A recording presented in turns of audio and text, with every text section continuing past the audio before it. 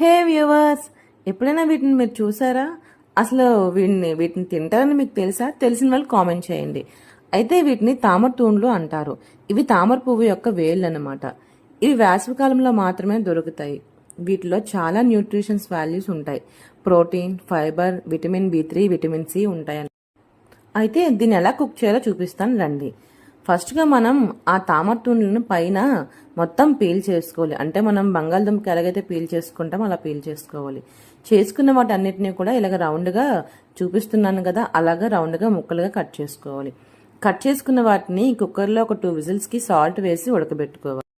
ఉడకబెట్టుకున్న దాన్ని స్ట్రెయిన్ చేసి పక్కన పెట్టుకోవాలి. ఇంకా స్టవ్ మీద కడాయి పెట్టి ఆయిల్ వేసుకొని పోపు కోసం ఆవాలు, మినప్పప్పు, ఎండుమిరపకాయలు, కరివేపాకు వేసుకొని బాగా ఫ్రై చేసుకోవాలి.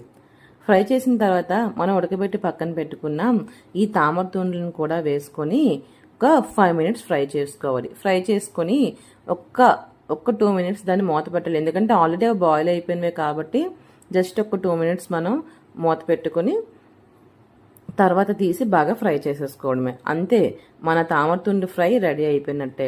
ఇది సేమ్ మనం అరటికాయ ఫ్రై తింటే ఎలా ఉంటుందో సేమ్ దీని టేస్ట్ కూడా అలానే ఉంటుంది. టేస్ట్ అయితే చాలా బాగుంటుంది. మీకు ఎక్కడైనా కనిపిస్తే మాత్రం దీన్ని ట్రై చేయడం మర్చిపోకండి.